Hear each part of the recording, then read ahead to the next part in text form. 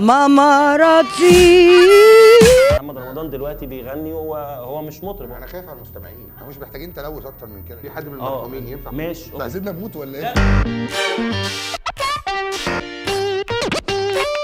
مساء الفل على كل مشاهدينا، اهلا وسهلا بحضراتكم. النهارده عندنا حلقه جديده كده، معانا النهارده زوجين زي الفل ان شاء الله. نقعد نتكلم مع بعضنا في حاجات، اللي عايز يكمل معانا اهلا وسهلا، وهنفضل مكملين في محطات كتيره، واللي مش عايز يتكلم برضه براحته. لو القعده ما عجبتكوش ممكن تقعدوا ورا شويه، توسعوا جنب بعض ونشيل بعض. ثانيه واحده يا عروسه لو سمحت. جيزه رصيق منورنا. هو يعني مش عارف اقول لك ايه، والله العظيم منورنا قوي يا جماعه. الراجل ده يعني عايز اقول لكم منتهى الشناوي، من اول حد صاحب لينا تقريبا في الوسط الفني، اول ما دخلنا نعمل برامج او نعمل اي حاجه. للاسف ده اللي مربينا ده اخونا والله كبير. 50 شاي بقى ولا قهوه ولا قهوه؟ هنجيب يا جماعه شاي يا جدعان. تموره فين يا جماعه؟ الراجل هياكل وشنا. ده هنا عند الشناوي. تحب تاكل يا شنو؟ الله يعزك. نجيب اكل والله العظيم. الدرجات دي كنت دفعت. بعدين اهلا وسهلا. بعدين ازاي؟ اما ترتاح وتاخد نفسك. شنو طبعا عايزين نعرف اول تجربه تمثيليه ليك كانت قدام الكاميرا كانت في ايه مثلا؟ اول حاجه عملتها كانت في 2015. كان مسلسل تحت السيطره. تمام. كان مع المخرج الجميل تامر محسن طبعا. وكان دي اول تجربه، كان اول شوت في حياتي اعمله تمثيل. بس اكتشفت بقى حاجه، اللي هو خد الشوت بتاعي من وان تيك ما شاء الله. اول مره. ده حلو اول جدا. ما خد اول مره قلت بس انا كده اوسكار بقى اللي جايه. مش هقدر اعيش معاك يا مريم. ايه اللي حصل عشان تقول لي الكلام ده؟ مش عارفه. رجعتي الزفت ده ليه؟ مش عارفه. انا بحقد عليه يا ابني. تمثل مع طب استاذنكم. تمثل مع رانيا يوسف. لا لسه فرح. اه طب انت سبقتنا، كنا عايزين ناخدها واحده واحده يا تركي.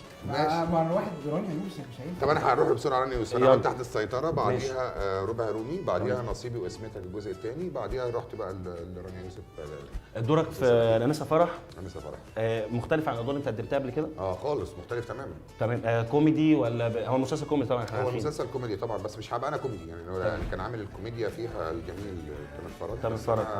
انا بقى خدت في حته ثانيه خالص، ان هو المفروض رزين وعاقل وجاي من بره عايز يتجوز جنجان كده. بس كان في افيهات بقى ضحك كده وحتت في النص، كان لطيف يعني. كان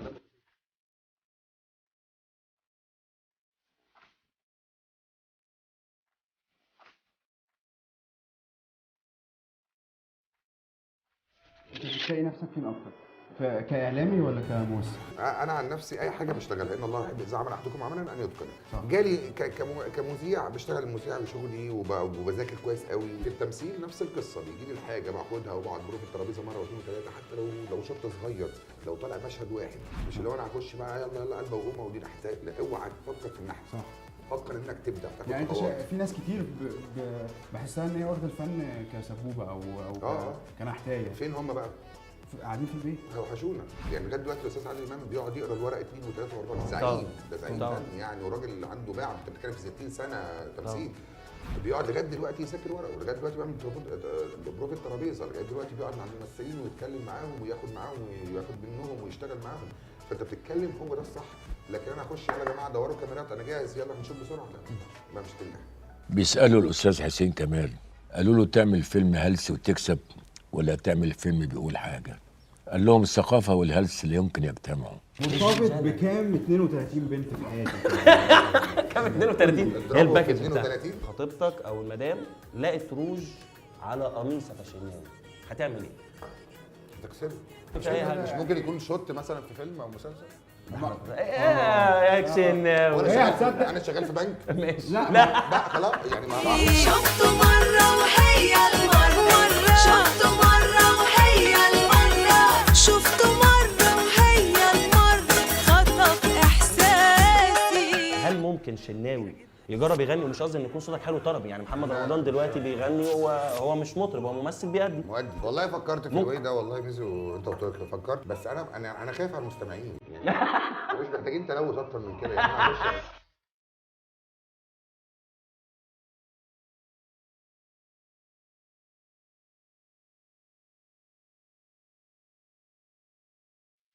مين اكتر حد بتحب تسمعه في القديم؟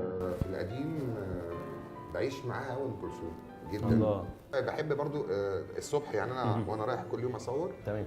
ده الاستباحه بتاعتي، فنجان القهوه معايا وانا في العربيه بسمع فيروز شويه وعمر خيرت شويه. ده بجد دي شخصيتي. وانا راجع مهرجانات بقى. وداع يا دنيا وداع على اللي باع وما كمل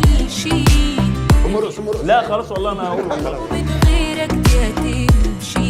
3 ممثلين من الجيل القديم الشناوي كان نفسه يشتغل معاهم ويكسب من خبرته. مخضرم الزعيم عادل امام، استاذه يسرا، مع الامبراطور احمد زكي. وفي حد يفارق ويسيبنا انما بيعيش جوه قلوبنا، وتغيب الشمس انما اسمه عمره ما بيغيب. الجديد بقى غير انا وميزو مين؟ الجديد انا ولا كأني سمعت حاجه. احمد حلمي حلو قوي انت بتحب الكوميديا الموقف قوي، صح؟ بحب اركز لان هو بيركز في كل تفصيله في الحاجه بتاعته. صح. ياسمين عبد العزيز، الله. نفسي اشتغل مع امير كرارة، تمام. واكرم حسني بخفه دمه. الله طبعا. كريم عبد العزيز بتلقائيته وبتمثيله، حتى مضغه بقه دي في تمثيله بتوديك في حته. صح. انا بركز في حتت كده من الممثلين. طبعا. كريم عبد العزيز طبعا يعني كنا له كل المحبه والاحترام. يا سلام، دايما تلامذتك ونتعلم منك يا جلال بيه.